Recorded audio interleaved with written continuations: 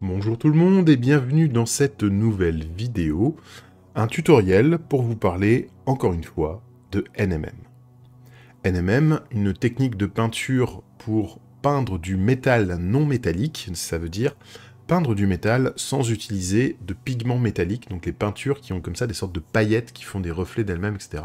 C'est très pratique pour la peinture de figurines, mais là on va se donner un défi qui est autre, c'est de peindre uniquement avec du pigment classique, des pigments mat, et de rendre cet effet de brillance du métal.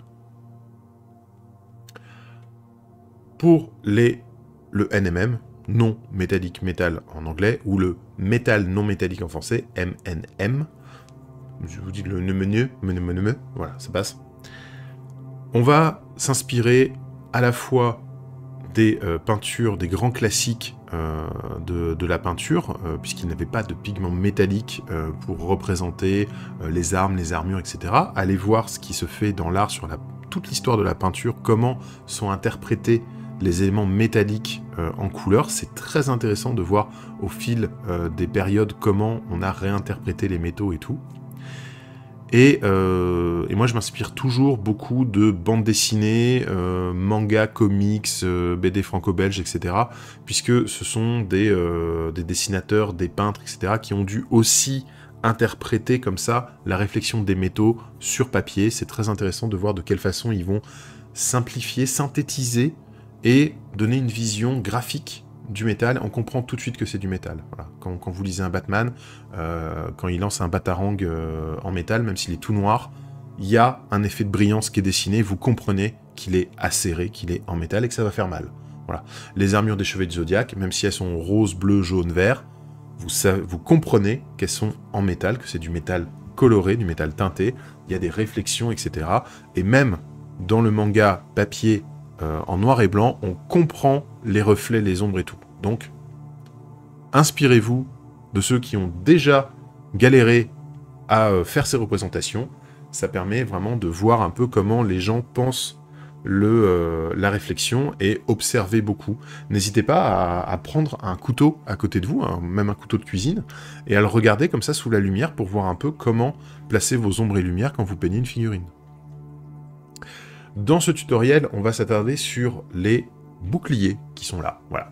Des boucliers, alors j'ai fait, ils sont pas en or, ils sont en sorte de bronze et tout. Voilà, je voulais un truc qui fasse un petit peu bouclier antique, parce que là, ce sont des vieux boucliers elfes noirs de l'époque, qui sont ronds, bombés, qui m'ont fait penser un peu à des boucliers grecs comme ça, un truc très péplum dans l'idée.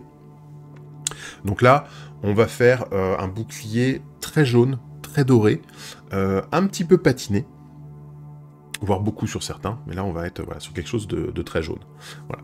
C'est vraiment un NMM hyper graphique et pas du tout réaliste, mais ça claque sur la table. Ça claque sur la table, vous allez voir que c'est pas très compliqué à faire, bien que les choses arrondies, c'est vraiment mon némésis en peinture, je déteste ça. C'est pour ça que j'aime pas peindre des Space Marines, hein, les choses arrondies. Et du coup, là, avec ces boucliers, je me suis éclaté, parce que vraiment, il y a, dans la composition, dans la façon d'amener la lumière, de faire les ombres, etc., c'était vraiment très agréable à faire. Donc j'ai pris beaucoup de plaisir à peindre ces boucliers, j'avais envie de partager. Quand j'ai publié les photos de ces figurines, on m'a beaucoup demandé comment étaient faits les boucliers. Voici la réponse dans ce tutoriel.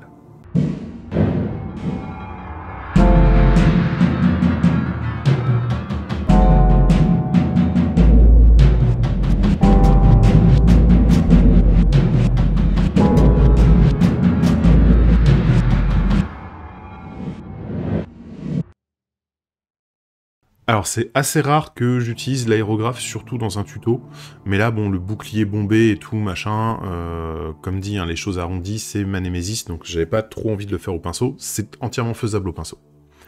Donc dans un premier temps, les éléments ont été sous-couchés en blanc, et je les tiens sur un trombone pour pouvoir les manipuler facilement, et je vais les baser avec du verre marron polyuréthane, donc c'est fait pour l'aérographe, c'est une sous-couche aérographe, j'aurais pu sous-coucher directement avec ça.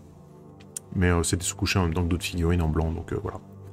Et donc là, c'est Prince Auguste qui fait ça, ou Valero, hein, c'est pareil. Donc le vert marron, j'avoue, je vois pas trop le vert dedans, il est plus marron, mais c'est une super base, en fait, pour pour travailler un effet jaune ou un effet cuir, mais là c'est pas la question aujourd'hui. Mais pour travailler mon effet jaune, ça va être parfait. Ensuite, toujours à l'aérographe, je vais utiliser du Deep Yellow de AK, donc un jaune bien saturé, bien fort et tout, qui couvre bien. Et en fait, je vais commencer à faire mon premier éclairci. C'est-à-dire, je vais vraiment séparer les volumes entre la moitié lumineuse, la moitié dans l'ombre. Voilà. Donc je fais un truc, je donne l'angle à mon objet pour que la lumière vienne l'impacter, et je fais en fait l'impact de cette lumière en positionnant l'aérographe, et je pose comme ça mon jaune dessus. Ça me permet de marquer comme ça tout de suite quelques ombres et lumières. Voilà, donc là on va prendre les figurines, on va coller les boucliers directement dessus à partir de cette étape. On va plus utiliser l'aérographe. La première étape je le fais hors figurine, et les étapes suivantes je vais les faire directement sur la figurine. Donc là je vais coller mon bouclier sur la figurine, et on va commencer la peinture, tout simplement. Alors pourquoi est-ce que je colle le bouclier maintenant? Parce qu'en fait, selon la position de la figurine, l'impact de la lumière va pas être le même, et surtout, les endroits qu'on va voir du bouclier ou pas vont pas être les mêmes. Voilà. Donc là, par exemple, j'ai un personnage qui lève son bouclier, mais qui est un peu sur le côté, donc ça veut dire que la lumière du bouclier, alors je l'ai déjà fait, comme je savais que ça allait sur ce personnage, quand j'ai fait mon impact de lumière avec l'aérographe, je l'ai fait légèrement sur le côté, hein, on voit. Donc là, en mettant ma partie la plus lumineuse vers le haut, son bouclier est bien droit sur son bras. Il faut aussi penser en logique de tenue, comment est-ce que le personnage tient son bouclier. Et voilà, donc là, je préfère les coller maintenant pour bien faire la lumière dans le même sens que la figurine. Voilà, donc on voit là le bouclier collé sur la figurine. Bon là, la figurine, elle se tient droit, donc c'est vraiment la lumière qui vient du haut et tout. C'est très classique, mais on va pouvoir attaquer le travail. Dans un premier temps, je vais venir prendre du Laser Brown, toujours de chez AK, et je vais renforcer des ombres. En fait, je vais faire les parties encore plus ombrées que ma base au vert marron. Voilà. Donc là, avec de la peinture très diluée, je viens marquer le bas du bouclier, l'intérieur des creux, etc. Sur la figurine, je fais des petits lavis maîtrisés, on va dire. J'hésite pas à venir enlever le surplus, etc. et à bien souligner le cerclage en fait du bouclier. Ensuite, je viens avec du Golden Yellow, toujours chez AK. C'est un jaune qui est un peu plus pâle que le Deep Yellow qu'on a utilisé juste avant. Donc je commence, pareil, à poser mes lumières à l'opposé des ombres que j'ai fait. Mais même si je me pose à l'opposé, je vais quand même faire le bord du cerclage sur tout le contour. Hein. On va, quand on a une arête saillante, même dans l'ombre, on va aller la dessiner parce que l'arête accroche beaucoup la lumière et ça permet du coup d'avoir un reflet dans l'ombre qui est intéressant, qui permet de mieux lire la forme, qui permet de souligner en fait l'objet lui-même. Donc c'est beaucoup plus intéressant. Et là, donc je vais poser mes lumières. On fait un petit dégradé sur le plat. Le plat arrondi du bouclier vers le haut.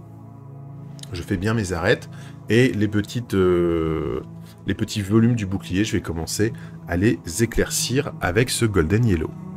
Ensuite, je vais prendre du turquoise Valero et je vais commencer à mettre un petit peu d'oxydation. Alors c'est un petit peu de la triche parce que on peut le faire sans oxydation qu'on veut, mais moi j'adore cette couleur, j'adore l'oxydation, le rendu que ça a, et j'adore le fait que l'oxydation des métaux brun, jaune, orange, comme le cuivre, le bronze, soit cette espèce de vert de gris, ce turquoise pâle, etc. Parce que ce sont des couleurs qui sont parfaitement complémentaires, ça marche super bien, et j'ai beaucoup de mal à m'en passer sur des métaux jaune, orange, brun.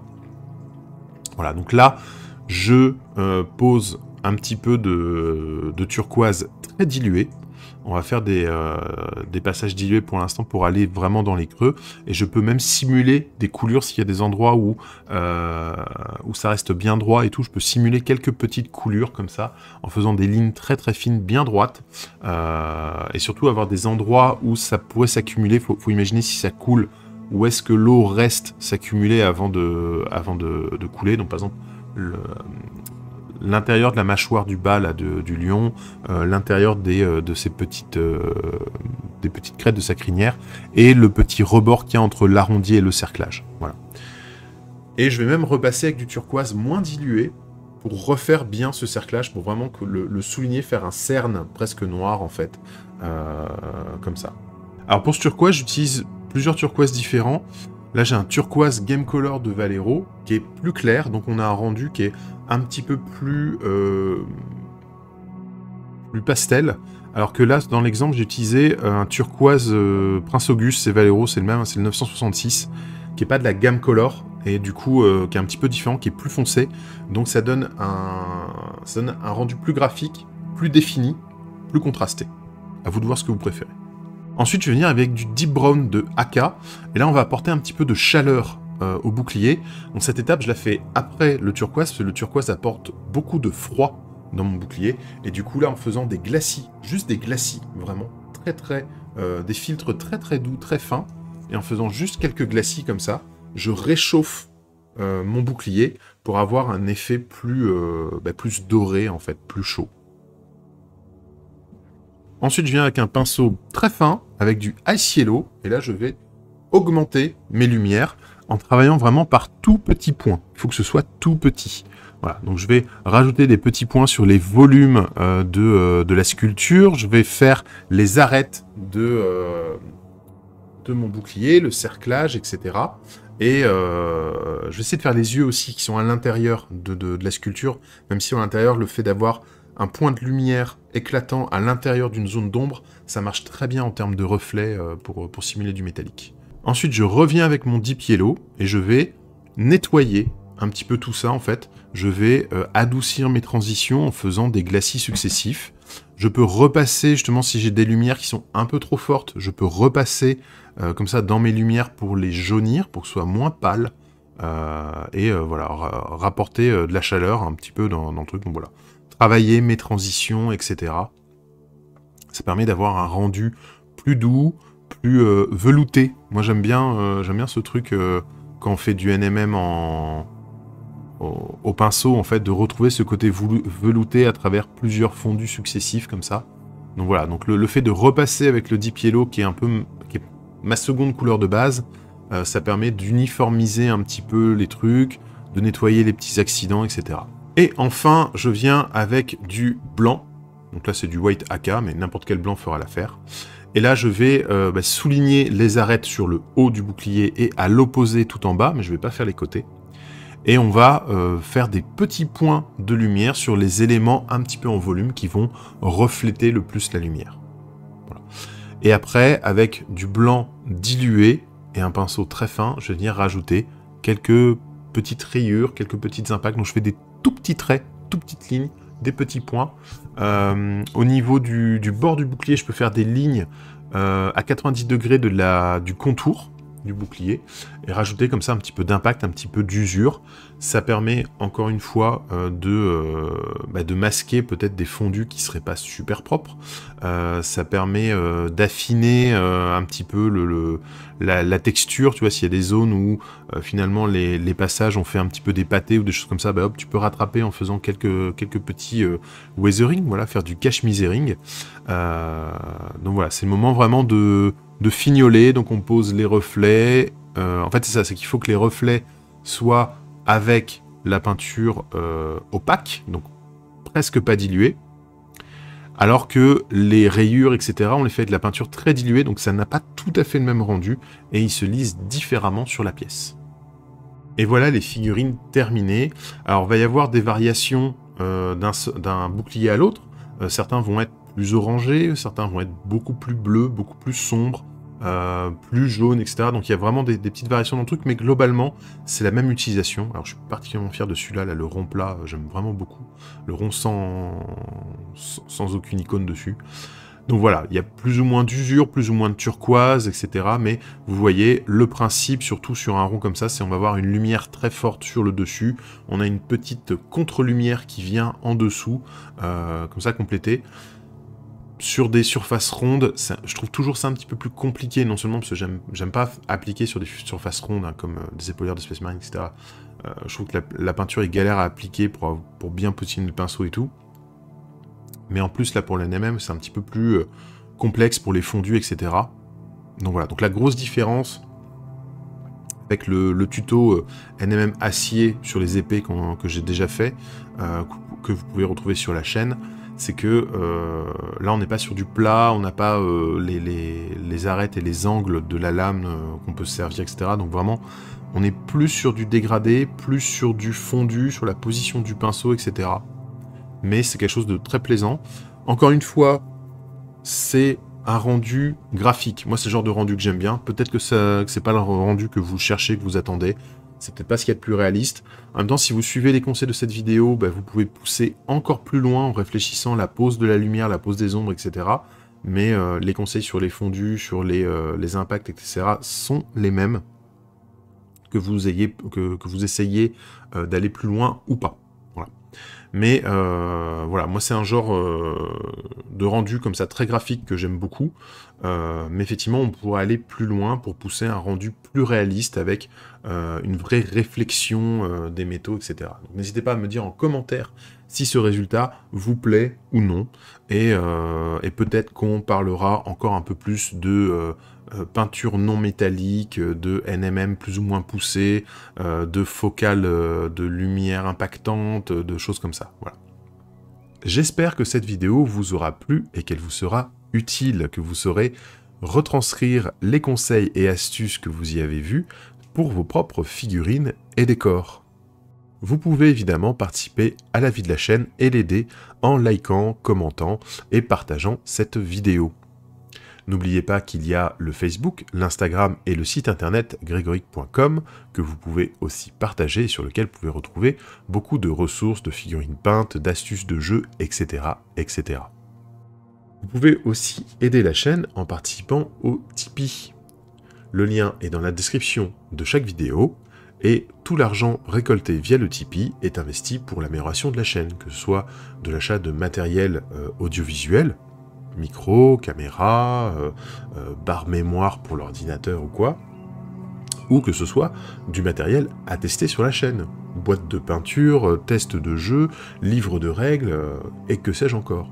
Vous pouvez aussi participer en offrant directement du matériel.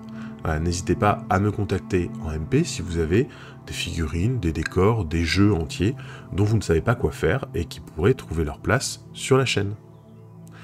Je remercie tous les participants du Tipeee qui me suivent déjà depuis pas mal d'années maintenant, et surtout les participants dont les noms sont en train de défiler, qui m'ont aidé à acheter un nouvel ordinateur dans le cadre d'une cagnotte sur Tipeee.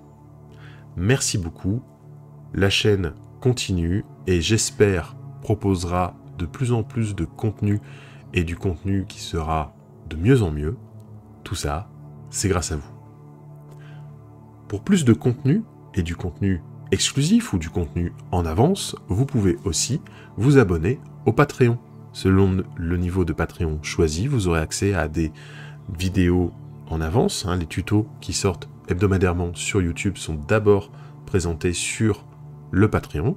Vous avez aussi accès à des vidéos exclusives. Il y a une nouvelle vidéo chaque mois et vous avez accès à toutes les vidéos déjà sorties. Et selon le niveau que vous avez choisi, vous avez aussi accès à des fiches techniques, des fiches pratiques qui peuvent résumer une couleur, comment la traiter, quelles peaux, quelles marques sont sympas à utiliser, et quelques petites références sur du matériel ou des glossaires techniques, des choses comme ça. Voilà. J'espère que vous aimez ce qui se passe sur la chaîne, que vous aimez ce qui se passe sur les réseaux, et je vous invite à nous retrouver très bientôt pour de nouvelles vidéos. Bisous, bye bye.